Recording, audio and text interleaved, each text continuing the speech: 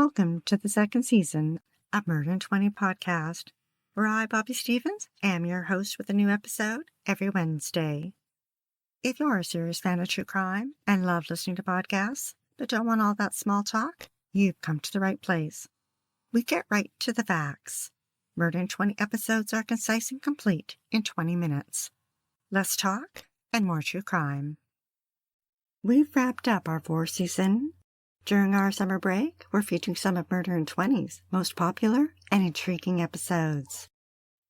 To continue with Season 5, we're crowdfunding with Patreon and PayPal. If you've enjoyed the last 4 seasons of Murder in 20 podcast, we encourage you to donate by visiting Murder in 20 at Patreon, PayPal, or murderin20.com. Your donation of just $5 a month will enable us to return with another season of new and fascinating true crime episodes. We thank you for your support. Thanks for tuning in. Now let's get to this week's episode.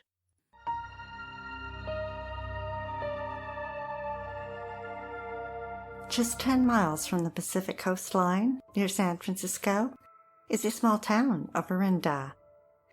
In the 1980s, it had a population of 16,000. The small town was well known for its competitive schools where students excelled in academics. In 1984, Bernadette Proddy was 15 and a sophomore attending grade 10 at Miramonte High School, a pretty blonde with a circle of friends. But Bernadette's family didn't come from a lot of money, like many of the students at her high school, and that led her to have feelings of self-doubt. Growing up, she attended Catholic school, and her parents were strict.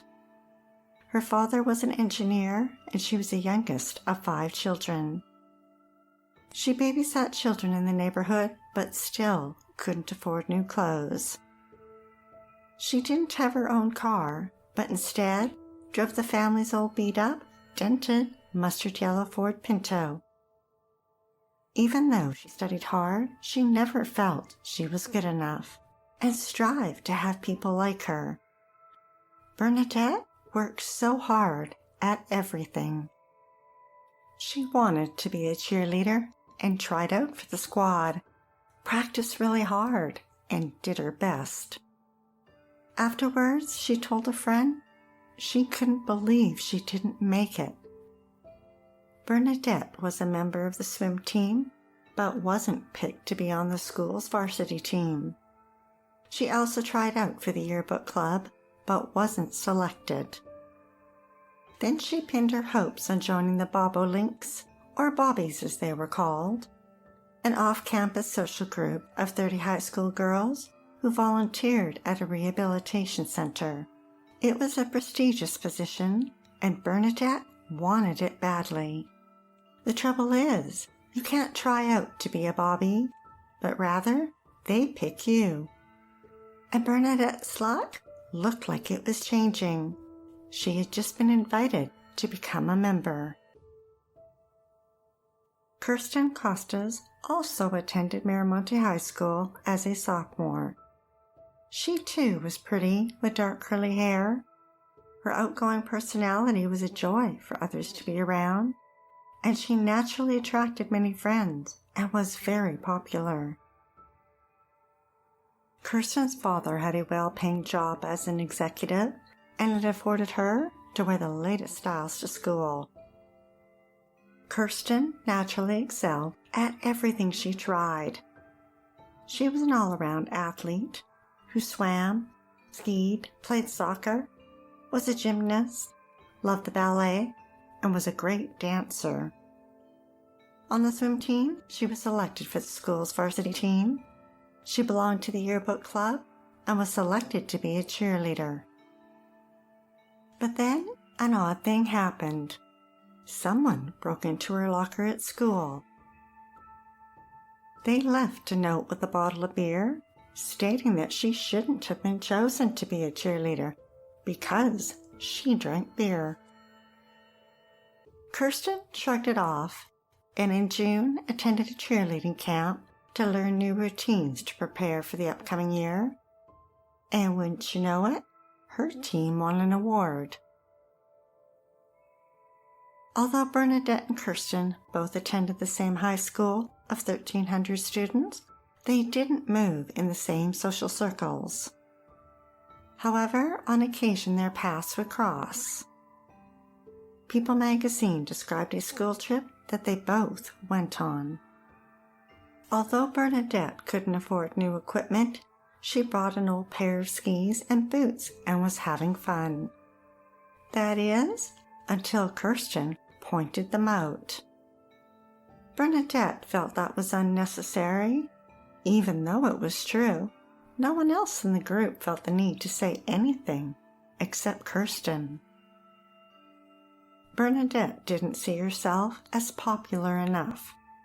Sure, she had a circle of friends, but she wasn't popular to the extent she desired. She brushed aside her good looks and high marks and dwelled on her failures. Kirsten became a symbol for everything that went wrong in Bernadette's life. For every rejection she faced. For every time she felt she wasn't good enough or popular enough. She wallowed in self-pity and loathed her self-worth. In June, the sunshine beamed down and warmed the eager faces of the students at Miramonte High School. It was June in 1984, and soon they would be off for the summer. But before school was out for the year, Bernadette had something she needed to achieve. She wanted to become friends with Kirsten and be as popular as her. On June 21st, while Kirsten was away at cheerleading camp, Bernadette called her home. Her mother Barrett answered. Bernadette told her there was going to be a secret initiation dinner for the Bobbies, and that Kirsten was invited, and that she'd pick her up at 9 o'clock Saturday night. When Saturday night arrived, Kirsten's parents left with their young son Peter to attend a potluck dinner for his baseball team. Barrett called home at 8:20 p.m. and told Kirsten to have a good time, and reminded her to turn the porch light on. At 9 p.m., Bernadette pulled into the Costas driveway. Kirsten opened the passenger side and sat down in Bernadette's beat-up old Ford Pinto. She drove them to a parking lot of a local church, and the two girls started to talk. After 40 minutes, Kirsten realized that she had been set up and that there was no initiation dinner. Bernadette was acting weird, and it scared her. She opened the door and walked down the road, leaving Bernadette behind. Alex and his wife Mary had just finished playing a game of cards with their neighbors when they heard a knock on the door. Alex opened it to see a frightened Kirsten. Further down on the front walkway lurked Bernadette. Kirsten was upset and asked to borrow the phone to call her parents. But when she wasn't able to reach them, Alex offered to drive her home to a neighbor's. As Alex was backing down his driveway, he noticed a beat-up Pinto parked nearby. Kirsten mentioned that she had been in that car and knew the person driving. Kirsten was grateful for the ride. Her nightmare was almost over. As Alex drove, he noticed the Pinto following them. Alex pulled up to Kirsten's neighbor's house and said he'd wait until she went inside. Kirsten headed for the front door. Then Bernadette walked past his car and caught up to Kirsten on the front porch. Without warning, Bernadette lunged. He saw her hand come up and strike Kirsten and thought they were fighting. Kirsten got up and tried to run back to Alex's car. But Bernadette's hand held a knife. She raised it up again and brought it down and stabbed Kirsten again and again, a total of 5 times. Kirsten let out a blood-curdling scream. Alex noticed a flash of red in Bernadette's hand. Then Bernadette fled back to her car and raced off. Alex took after her. Arthur, a neighbor, heard Kirsten scream and opened his front door. She managed to stagger towards him, crying out, "Help me! Help me! I've been stabbed!" Her shirt drenched in blood. He held out his arms, and she fell into them. Arthur tried to hold her hand and said a prayer for her. Bernadette managed to lose Alex, and he returned to Kirsten. Minutes later, her family arrived home to see blue and red lights flashing. Kirsten's father's heart raced when he saw his daughter lying in the ambulance. She was rushed to the hospital. Kirsten was pronounced dead at 11:02 p.m. She died 1 month short of her 16th birthday. Meanwhile, Bernadette drove home just as her mother was heading out for a walk. Elaine didn't notice anything unusual about her daughter. The Contra County Sheriff's Office immediately began an investigation into Kirsten's murder. The Bobby's organization confirmed that there had been no event planned for that night.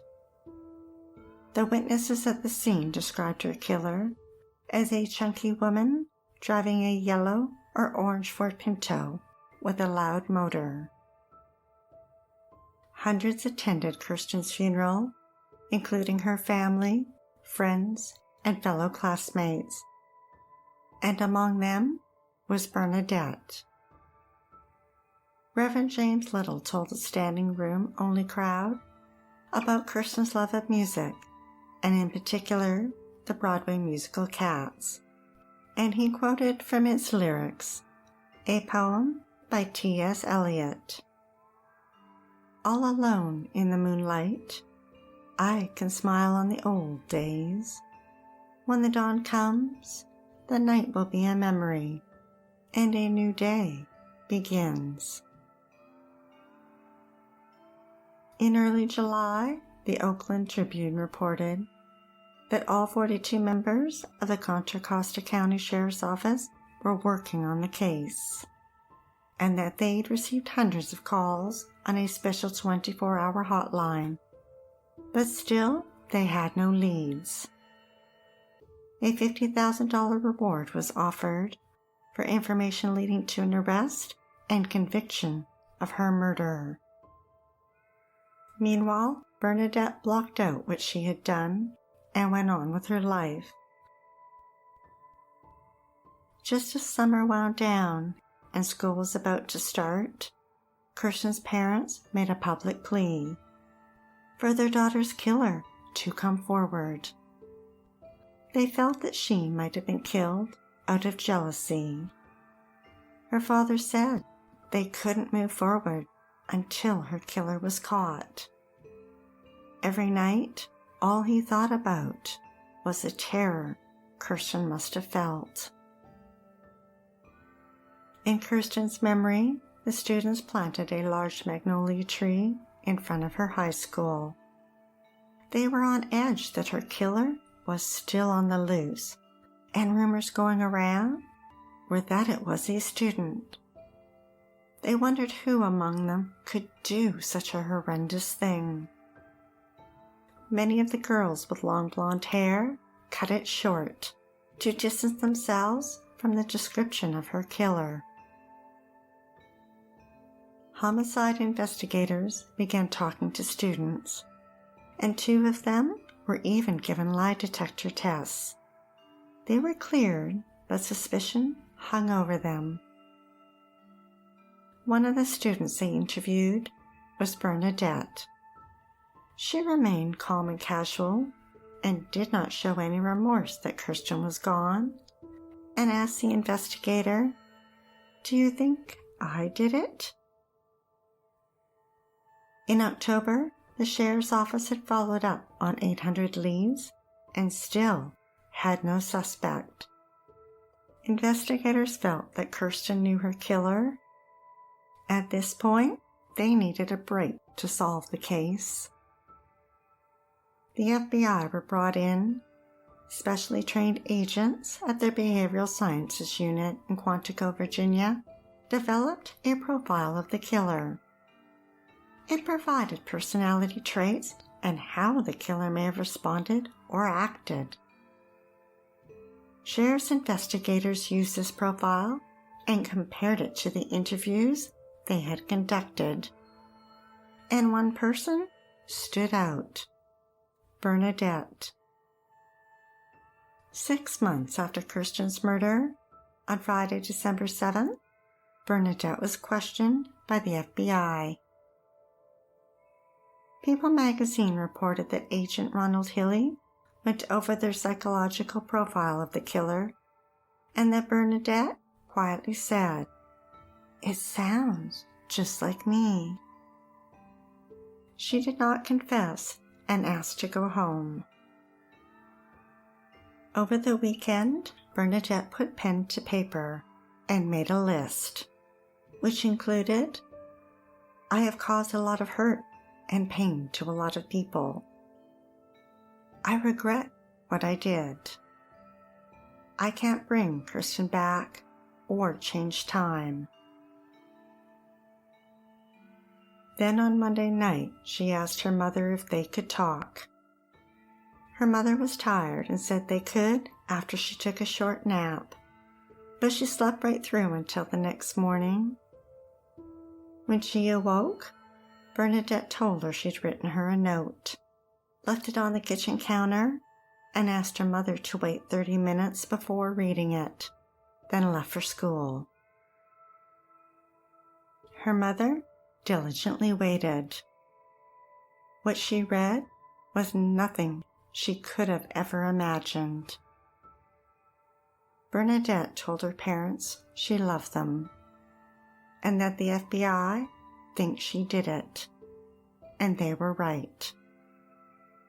She went on to say, "Please don't say, 'How could you?' or 'Why?'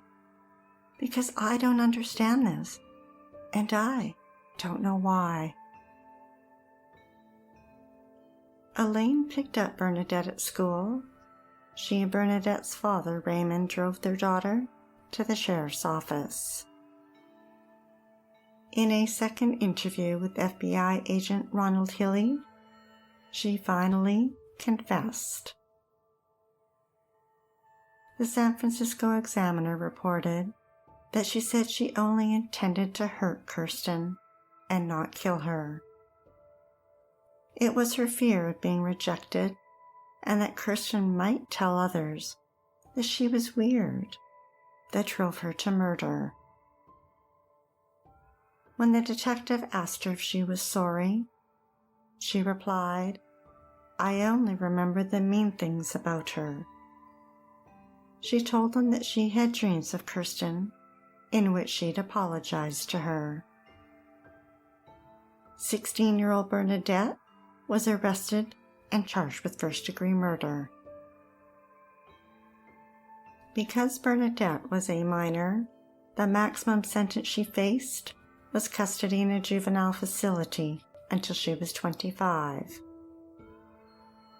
At her detention hearing a few days later, the Los Angeles Times reported that she appeared dressed in blue jeans and a pink sweatshirt and was holding her mother's hand. Bernadette pled innocent. In March 1985, Bernadette went to trial. Her fate would be determined by a judge alone. The courtroom was packed. Her defense lawyer never denied the murder, but presented Bernadette as naive and a teenager who acted on impulse and was remorseful for her actions. But the prosecution disagreed and said that when Bernadette approached Kirsten with the knife, she had time to think about what she was about to do, and she could have withdrawn. Instead, she chose to kill. Bernadette's older sister Gina testified that she had used the knife to cut up vegetables while eating on her lunch break at work and had left it in the car. After 3 days of testimony, the judge reached a verdict: guilty of second-degree murder. He felt that the prosecution had not proved that the murder was premeditated. Kirsten was sentenced to 9 years in a juvenile facility. She was denied parole twice. At her second hearing, the panel heard Bernadette was still having difficulty with rage and processing her feelings of jealousy and rejection, and they felt that she still posed a risk to the community. Bernadette was eventually paroled after 7 years when she was 22. At the age of 25, she was a free woman. It has been rumored that she has changed her name, is married with a child, and lives in another state. Kirsten's parents were shocked when she received parole and felt that she'd gotten away with murder. Bernadette wanted to be like their daughter. She wanted to be accepted by her and wanted to talk to her. But instead, she silenced Kirsten forever.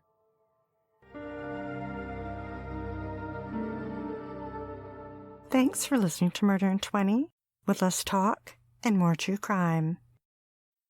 If you're dying to hear more, past episodes of Murder in 20 are available for free at murderin20.com and on all major podcast platforms. We love what we do and are dying to continue. If you enjoy listening to Murder in 20 every week, we'd be eternally grateful for your support by visiting Murder in 20 at Patreon, PayPal, or murderin20.com. We'd like to acknowledge Purple Planet for use of their music, sound effects from Vaseline Studios and Quick Sounds, and our many editorial sources who are listed on our website. Be sure to like, share, and follow us to learn about upcoming episodes every Wednesday. Stay safe, sleep with the lights on, and don't play with strangers.